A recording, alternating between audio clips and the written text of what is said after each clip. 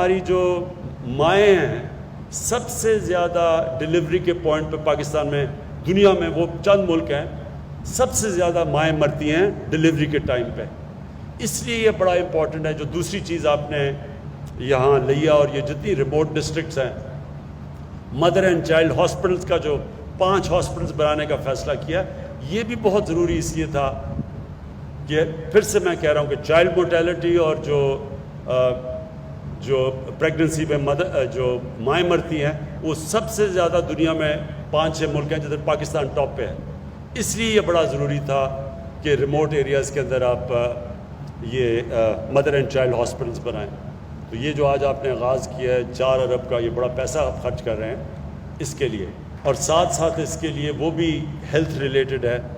کہ یہ جو آپ نے سولرائزیشن کی ہے BHUs کی، بیسک ہیلتھ یونٹس کی،